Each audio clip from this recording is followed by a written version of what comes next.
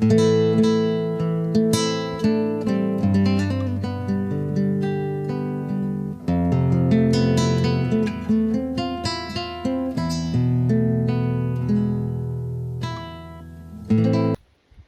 folks, this is Travis of Elston Equine Solutions down here at Cooperative Cow Company. Once again, your host on this lovely channel. Today's topic is going to be cleaning saddle pads. Whether it be a saddle horse or a pack animal, the process is the same. And we're going to cover a lot of different techniques of how to make that happen.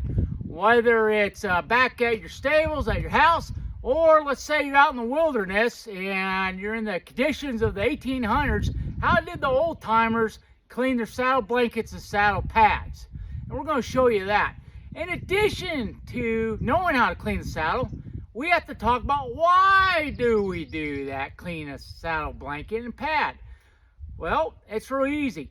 If they get real clogged up with dirt and a lot of hair, you're going to start having saddle sores on the back of your horse. There's going to be hair getting rubbed off the animal because this is sharp and hardened surface, and it's going to be like sandpaper rubbing against the horse's body. Once that happens, because you have a moist pad and it's very, very wet with sweat, what's going to happen is microorganisms are going to get inside of the rub spots on the hair that's been removed and enter the skin, and now you have some real problems. So when you're looking at your pads, you got to make sure once you clean them that you're looking for any holes, them to be unserviceable and so forth. All right, this hole was put in there on purpose for another animal that had a saddle sore, so I went ahead and cut it out and placed it on the horse's back. It was good to go to get rid of all the stuff that I just talked about. Now you're going to say, well, what are those ways, techniques of cleaning a saddle pad and blanket? Well, it's real easy. You could do this for starters. Throw it away. Buy a new one. Now I have a clean one. Yay, I'm ready to ride. I'm just funning you. We're actually going to show you how to clean pads and saddle blankets, coming to you right now. Check it out.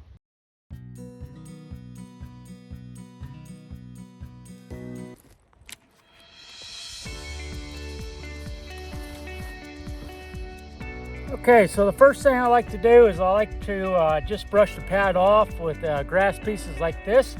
And I'll just use a simple brush and just brush the blanket off of any possible natural debris. And that's step number one.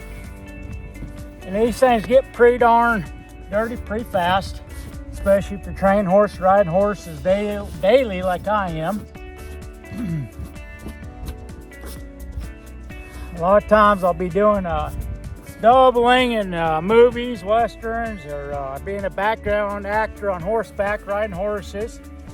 Last one, I just released one that's out. It's called Warrant Breaker's Law. It's out, and I doubled, rode horses in it.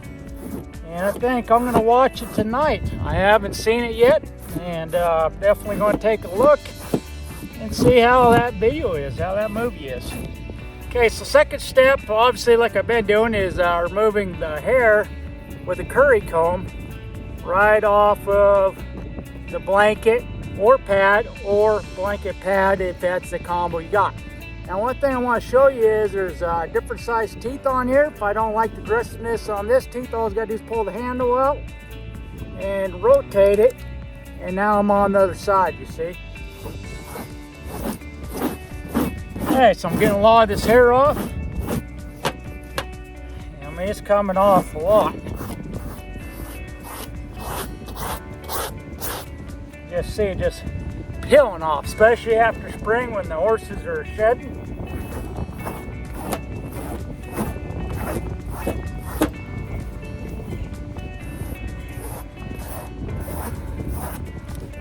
Yeah. There we go, Travis. You're doing good. So this is the first and second step right here. And I'm just going to keep on going with it, and I'll show you the next step.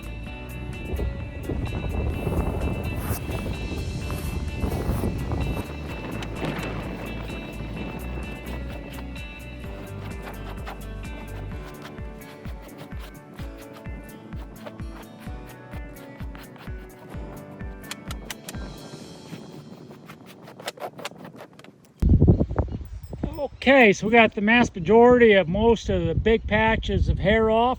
Some of it's matted down really thick in the dirt. You see, this is straight dirt, so I'm going to have to get that removed with water. And there's two ways of doing that, and that's what we're going to cover next. All right, folks, so the next way of, after done brushing down your blanket or pad or your combo pad blanket, you know, you got to use water to be able to knock the dirt out of it. Back in the 1800s, what people used to do is just take the blanket and put it in a fast-running stream if they had one available and place rocks on it so it wouldn't float down the stream.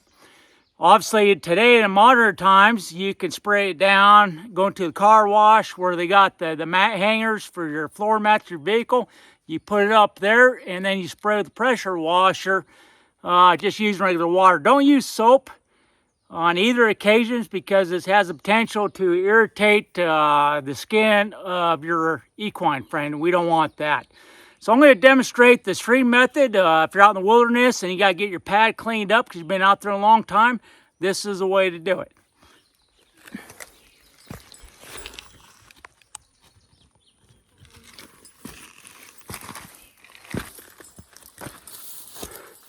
Okay, so I'm down here at a stream. It's a very small stream. We're out here in Arizona. The monsoons haven't started yet, so a lot of cowboys wait for the monsoons to be able to clean out their, if you're in this part of the country, to clean out their blankets and pads back in 1800s. But anyhow, with no further ado, we're just going to get to it. So basically, you just turn your pad, your blanket upside down, place it inside the stream, so that the running water is going right over top of your pad, cleaning it up. And you can see this is a small stream. And all I have to do is put some rocks on it. Weigh it down. And I got a string right here going through, and I can see dirty water going this way already. This thing was filthy. And what I'll do is I'll come back a little bit later and go ahead and do the other side that's sticking up. And that's all there is to it. If I got a big enough stream, obviously that would be easier for both of it to go down, but I just don't have that luxury, okay? And you can see the water's really streaming across it, and I can come down there later on to help it by using my hands to wash the blanket out, or get a brush too, and get the dirt out, okay?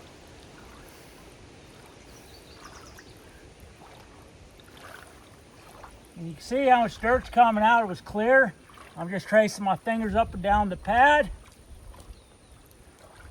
I have water and dirt getting filthy here. But it is coming clean. Oh yeah, it's coming clean already. Sorry about my shirt being ripped. Obviously, that's what happens when you're cowboying and stuff. Got a nice rip up there. We don't get paid much cowboying. If you don't know, during the history of the cowboy road buckaroo, you don't make much. Day working, you make even less. Sometimes you make more than regular hands. Just paid for one day, though. Okay, so I'm going to let it do its job. And I'm going to leave that side like it is because I'm going to use the car wash method to show you that side. And we're going to use this side to show you what the stream does naturally, so you do a comparison of how good of a job it does on cleaning your pad, your blanket, and so forth, okay?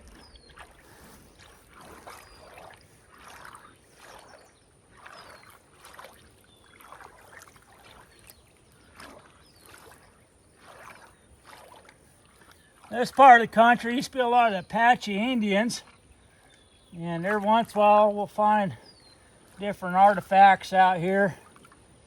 The Forest Department's been out here. They've been finding archaeological digs out this area, doing their own research, keeping it for Native American culture.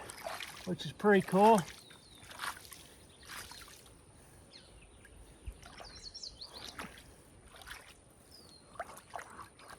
Sometimes I can even use a rock and just go around in circles because they're not going to cut it up. I use dull one, I just go around circles. Wax on, wax off, as they say in the Karate Kid. And I can see a lot of dirt coming out already just by doing the circular movement of my rock.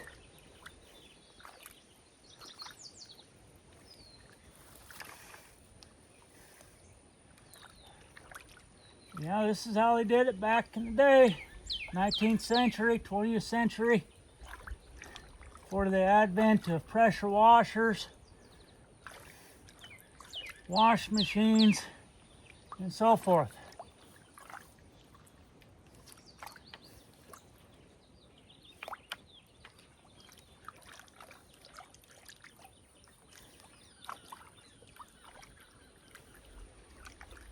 I'm gonna get some of this green stuff off, clean it too.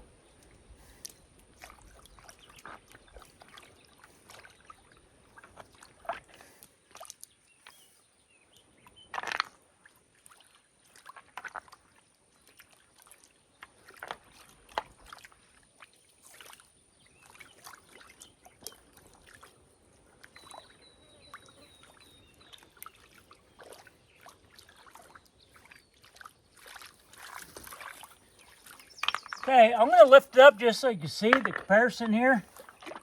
You can see that it's getting cleaned up pretty darn quick, okay, versus the other side. So I'm going to lay down and let the stream do its work for me now.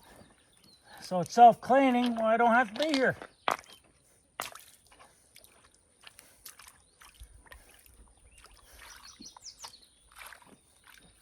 Okay. We'll be back after these messages.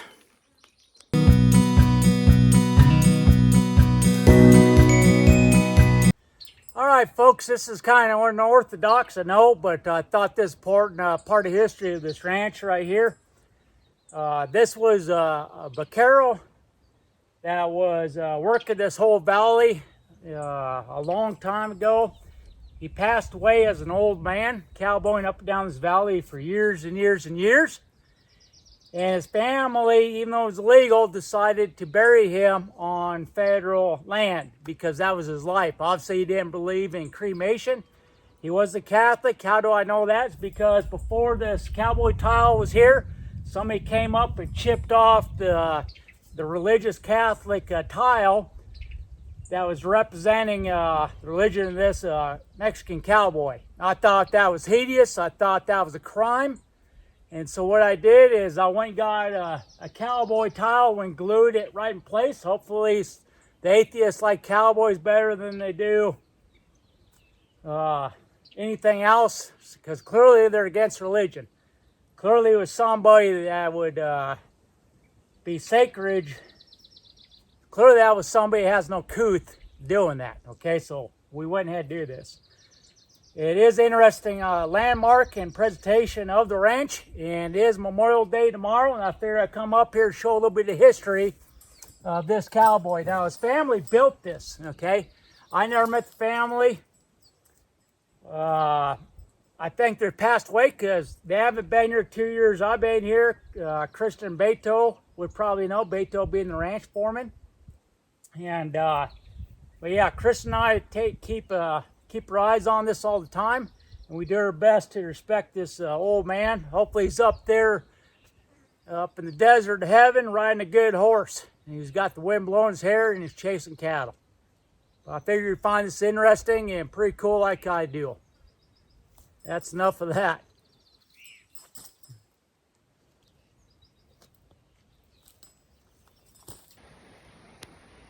All right, so I'm down here at the creek, and we're going to pick up the saddle pad. It's located right here, and I'm going to pull it out of the water and see how clean it got. And then once again, we'll use a pressure wash on the other side, and we'll do a comparison.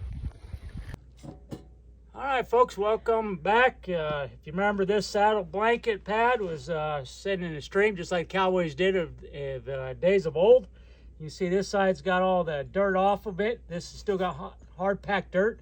And I just wanted to show you another way of getting the job done with the water pressure hose. Okay, you do this at a car wash, but don't use soap once again.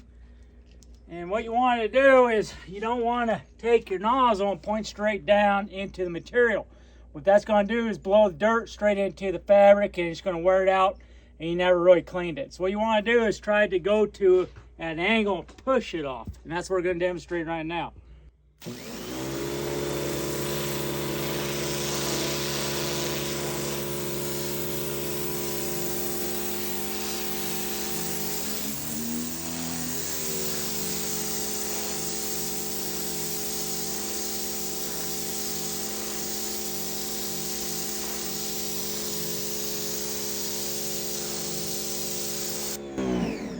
You see where it's changing colors from there to where the dirt is. It's doing a fantastic job of pushing the dirt straight out this way.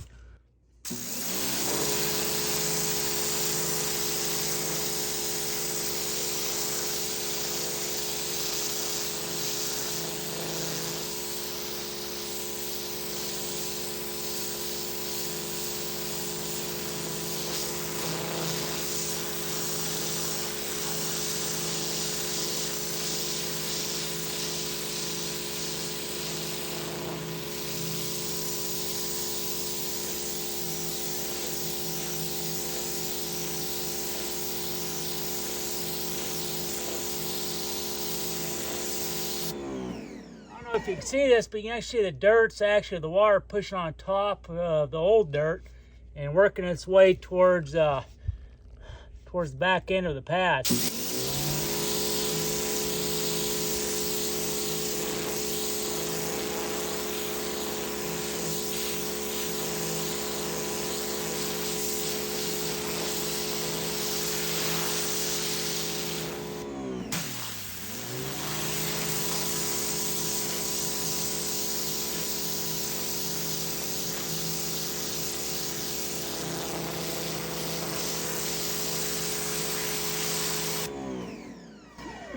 Okay, you notice I'm using cement because cement is pretty clean.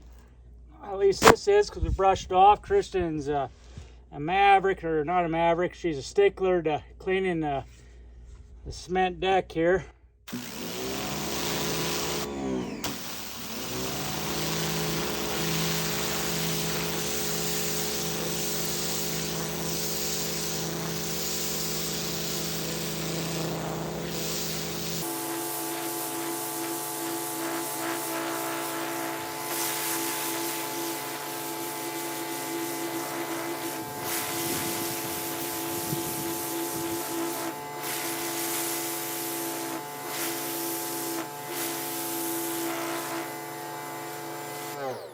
Okay, you can see on the back end, excuse me, if you come up close enough with the camera or zoom in, you can see all the hair, all the dirt right here that came off the pad, just sort of shot out the back.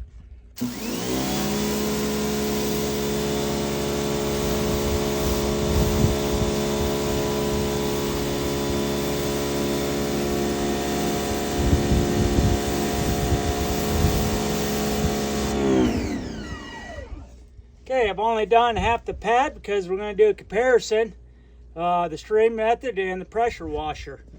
And what I like to do with a pad is I like to not flip it upside down like this, because that's not the way you're going to put on a horse's back. So I just try to find a fence, a rail, whatever you got, place it on top of it. And with this Arizona heat, it'll be dried out quicker than a blink of an eyeball, I guarantee you. At least hopefully before the monsoons come in. So we're just gonna let it air dry, and we'll be back right after these messages.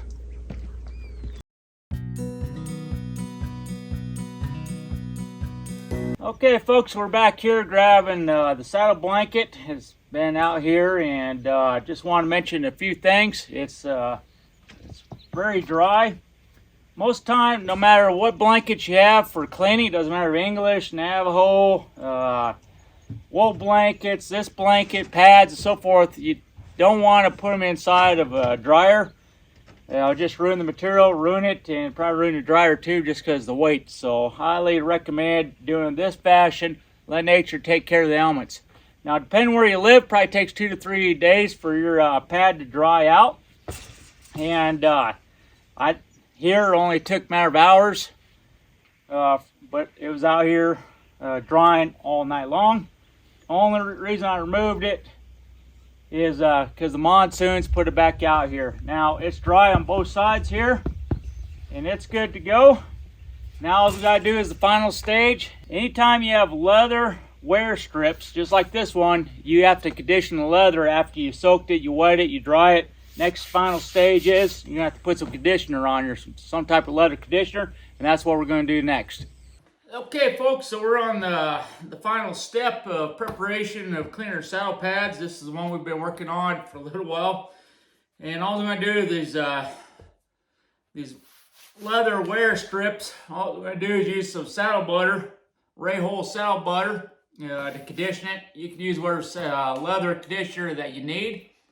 Or like, and just make it happen. But I always like to condition these, make sure it's good. So some balls you can follow directions. Some want a moist little towel.